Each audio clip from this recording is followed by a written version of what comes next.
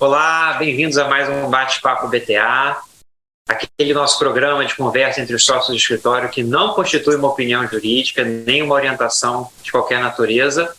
Hoje a gente inaugura o que eu espero que seja uma série sobre direito previdenciário, porque estamos aqui com a Juliana, especialista em direito previdenciário, repetindo o time, Ingrid, especialista em direito de família, a Carol, do tributário lá em Brasília, e eu, Dani, do tributário aqui pelo Rio de Janeiro.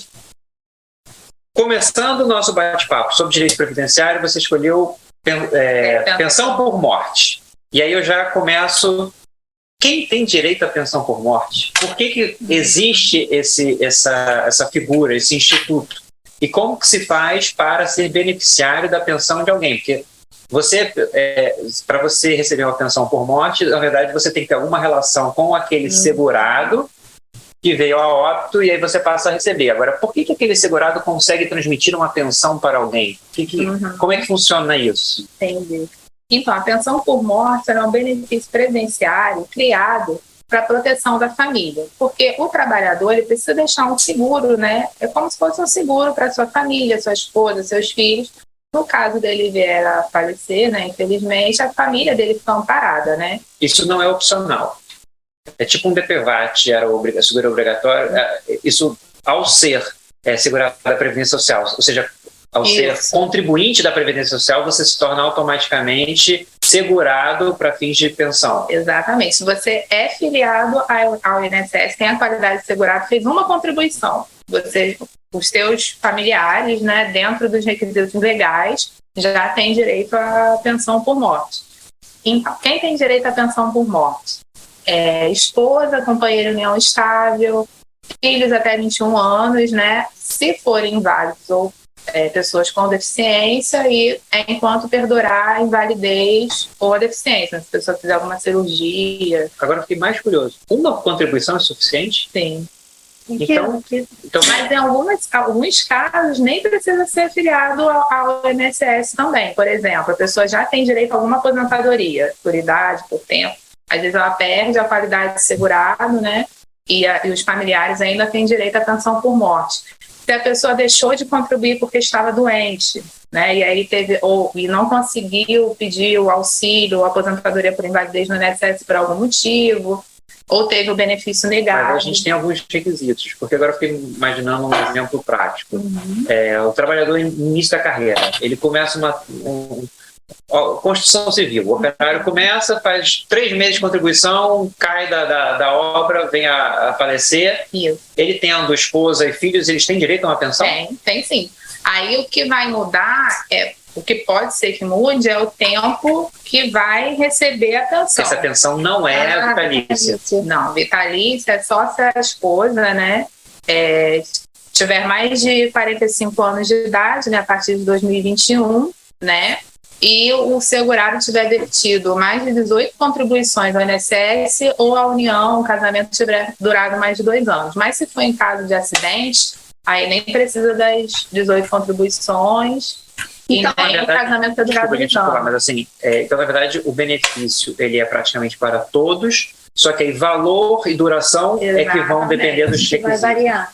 Dependendo da situação. Diga, Ingrid. E o cônjuge com mais de 45 anos ele recebe vitalício? Sim, cônjuge com mais de 45 anos. Ele deve ser um raciocínio de que ele não consegue uma recolocação no mercado de trabalho. Porque vamos supor que o segurado falecido, ele era o único provedor da família. Uma pessoa, um sobrevivente jovem, poderia se recolocar ou ter força laborativa para perseguir os rendimentos. E aí, talvez, com mais idade, entenda-se que seja mais difícil voltar ao mercado de trabalho, ou iniciar uma carreira. Não sei, estou só chutando, mas deve ser alguma coisa assim. Tem isso também. E a lei previdenciária, sempre quando ela toca uma alteração, ela pensa na situação das pessoas que já estavam perto de adquirir um direito. Por exemplo, você já tem 45 anos de idade, você já está contando para aquilo, né? Aí vem uma alteração para dar tempo das pessoas pensarem, entenderem que pode ser que a pensão não seja mais vitalícia, que é o caso mais normal que aconteça nas mulheres mais novas, nos casais mais novos. Porque eu achei assim, eu entendo o raciocínio, mas eu achei jovem. Né? Porque uma pessoa, um cônjuge que vai receber a pensão por morte com 45 anos, Ainda tem mais quantos anos? Tipo, 40 anos. Mas vamos lá. Mas tudo é pensado com a expectativa de vida do brasileiro. Mas a mulher... Casa dos 70 anos. A mulher... E a expectativa laborativa também, né, Juliana? Ela tem 45 anos, ela vai viver até os 70, mas ela vai trabalhar até os 60 e quantos? 62? 63? Como é que está na legislação? A expectativa de vida no Brasil é na casa dos 70 anos. Então, mas são aí 25 anos. Então, mas é porque quando a lei é feita, ela também, que a gente tem muita essa visão do Sudeste, ela tem, além de pensar em todas as regiões brasileiras, né, que cada um tem uma realidade, né, o Sudeste tem uma expectativa de vida maior. É verdade. E também porque as mulheres, as pessoas com mais idade, né, elas estavam contando com uma realidade jurídica que da proximidade de uma aposentadoria, por exemplo. Entendeu? Se a pessoa é mais nova, ela já sabe, não, minha pensão não é mais vitalícia. É que aquele segurado, ele estaria próximo de atingir, teoricamente, né, de atingir a aposentadoria, e aquela aposentadoria que permaneceria sendo o sustento da família. E aí, na falta dele... Seria... E aí já tem muitas mulheres que são donas de casa.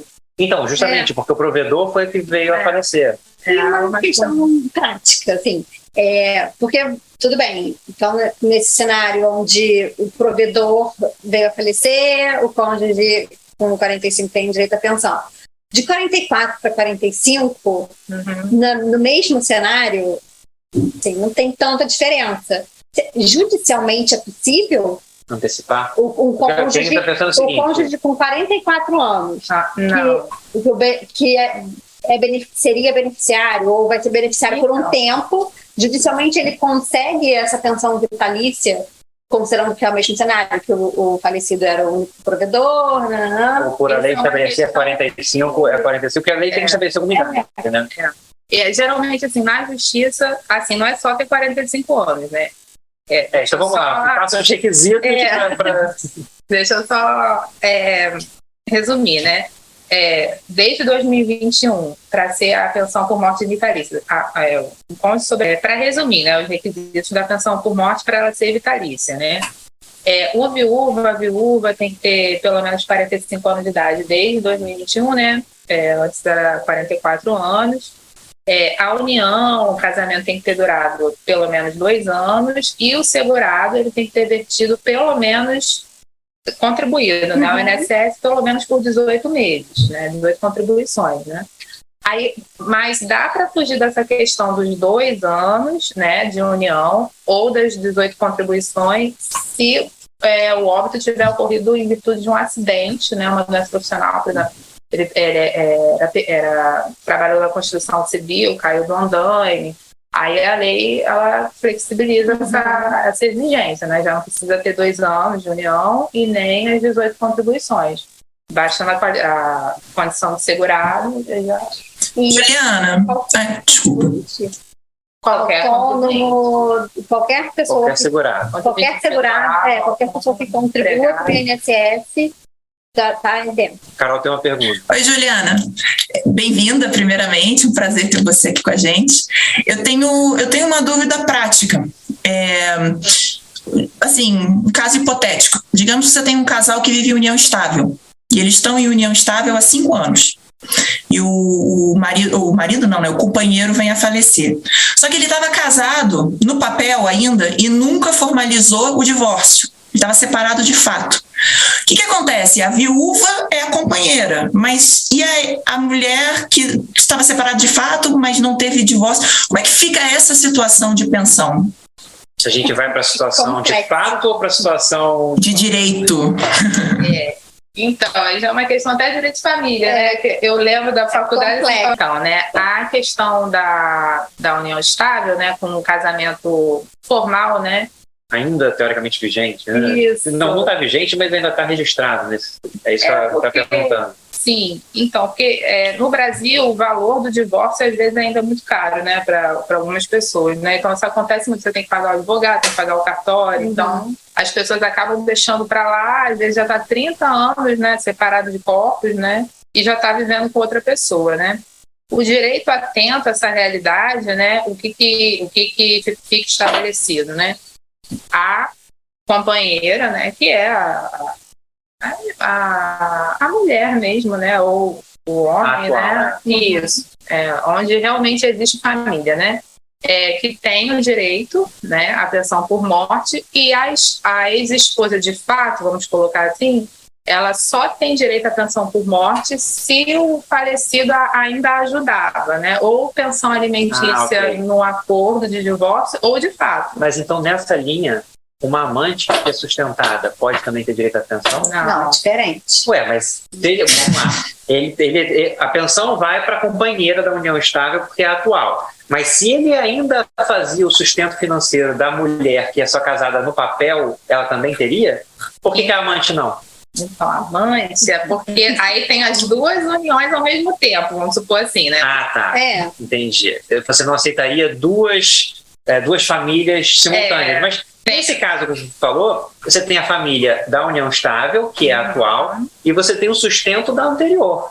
Mas aí não tem mais relação de matrimônio. Não, é só uma relação financeira. E se for uma situação tipo um sugar daddy, que o cara só dá dinheiro pra menina e não tem relação? Acabou. Olha! E digo mais, e ainda mais uma coisa. E se a amante tiver um filho? Carol. E se a amante tiver um filho? Aí quem tem direito é o filho. O filho. Por menor de 21 anos ou tiver alguma invalidez. Mas são interessantes. Mas é uma situação curiosa. Você poder dar para ex-mulher que já não é mulher há 20 anos, mas não poder dar para amante pela figura de uma situação de concomitância de duas relações. Porque vai ser... Não, mas é curioso, eu só colocando, que é curioso. Não, só que acontece muito mais do que a gente imagina. É uma situação bem comum. Mas o STF não reconhece as relações simultâneas, então, e para todos os fins, e para todos os fins, para fins patrimoniais, para fins previdenciários, a regra é não reconhecer. Tem exceções? Eu imagino que tenha. Mas... para amante... Porque o concubinato não tem direito. Proteção. Entendeu? É diferente de você ter... Mas eu achei curioso você dar proteção para uma ex-mulher, mas não para uma amante atual. Uma proteção para ex-mulher porque ela não se divorciou. Se tivesse divorciado... Mas não só por uma questão de papelada. Sim, mas aí... Não, mas peraí, deixa eu explicar de novo. Então eu me confundi, vai. Eu também. Não. Deixa eu te mostrar que eu entendi. Eu entendi o seguinte. A pessoa foi casada e não fez o registro do divórcio. Mas já não tem mais matrimônio. Mas não tem mais nenhuma relação com aquela pessoa. Aí já vive em união estável com uma outra. Vem a falecer 20 anos depois. A companheira tem direito. E a ex-mulher que foi casada no papel há 20 anos, se recebia algum apoio financeiro, também tem direito? Apenas financeiro. Aí tem direito, divide ao meio. Se tinha uma dependência econômica. Mas pelo fato de ter sido casado um dia. Mas porque assim... Não, mas ela tinha que receber, ela tinha que ter dependência econômica no momento do óbito do segurado, não? Sim. Não, mas aí um sugar daddy, então a pessoa tem dependência econômica. Mas não é só dependência econômica, tem que ter constituído família. Lá atrás. Mas no direito de família, uma ex-mulher, 20 anos depois, ela tem direito à pensão? Não tem direito à pensão alimentícia. Não. Então, e aí vai ter... Mas a gente está falando, assim... Excepcionalmente até poderia ter, mas tem cônjuges que recebem a pensão alimentícia vitaliciamente. Exatamente. É a mesma situação. Muito comum antigamente. Então, hoje não é tão comum. Mas então não seria uma situação regular, ou pelo menos comum, que a ex-mulher que ainda está no papel receba a pensão. Tem que ser uma situação excepcional de comprovação, de dependência permanente. Exatamente. Ela entra com requerimento e tem que comprovar. Ali, não basta ser... mas eu ainda penso assim, o falecido, várias pessoas dependem economicamente dele. Não é a família dele atual, porque é uma ex-família. Tem direito? Por que um terceiro não pode ter direito, então? Mas deixa eu te explicar, vamos lá. É porque, assim, historicamente, antigamente, quando o homem se separava da mulher, né, vamos colocar assim, que era mais comum do homem, né, com a mulher. O homem se separava da esposa, antigamente, né, a esposa nunca deixava de ser dependente dele, porque antigamente a mulher não trabalhava, então ela vivia para o homem, né? A gente sabe disso, né? Cuidava da casa, cuidava da roupa, da comida, dos filhos. Então, ela tinha essa dependência do homem muito mais forte do que hoje em dia. Então, quando o homem se separava da mulher, ele deixava a pensão vitalícia, ela era sempre dependente dele. É como se ele fosse responsável por ela. Mas então a gente está uma questão que não existe mais hoje em Então, a gente dia. está tratando então de um quadro normativo antiquado, que ainda é aplicado hoje. Pensão assim, vitalícia, né? Por exemplo, se eu me separar hoje do meu marido, eu vou ter pensão. Mas pelo INSS, você levaria? Eu estou querendo chegar na questão da pensão pela Previdência Social. Eu entendo que essa é uma situação que aos poucos vai deixar de existir, porque não vai ter mais pensão assim como tinha antigamente. Já era obrigatório, a situação né? prática a situação prática empurrar para pleitear algo assim. Eu acho que a cada dia ela vai ficando mais rara, mas é uma realidade. Mas teoricamente poderia, então, qualquer ex-cônjuge pleitear. Se for dependente do homem. Mas ainda existe um terceiro com dependência econômica. E o terceiro com dependência econômica? Então, um terceiro que tem algum vínculo. Por exemplo, eu me lembro de um caso, há muitos anos atrás, onde o irmão, ele tinha uma doença mental grave e ele era sustentado pelo outro irmão. Uhum. E esse outro irmão faleceu e a pessoa que tinha essa doença, ela ficou sem ninguém. Desamparada. Ela ficou desamparada. E aí entrou-se com uma ação para provar que ele dependia exclusivamente do irmão falecido e que ele para pleitear a pensão. Que eu acho que até o que você falou, que pessoas com doença que dependem, então, irmão, mas acho que filho. Sim. Irmão também. Isso, dos filhos. Então, os filhos até têm direito à pensão por morte até 21 anos de idade. Mas se eles tiverem uma questão de deficiência, alguma questão de invalidez, né, que impossibilita eles de trabalhar, e enquanto durar a invalidez. Sempre provando a dependência econômica. Não, filho não precisa provar. Não, filho não precisa. É presumido. Mas irmão... E assim, irmãos, pais, até os avós já estão conseguindo, né? Porque acontece muito os avós criarem os netos como filhos, né? Então, quando não existe, né? O falecido, ele não deixa esposa ou filhos, a pensão por morte dele pode ir para os pais ou avós nessa condição, né? Ou os irmãos, e aí eles têm que provar a dependência econômica. Os filhos, a esposa, o viúvo, eles têm a dependência econômica presumida. Ok. Só bastam provar a relação. Ou ele apresenta a certidão de nascimento, a certidão de casamento,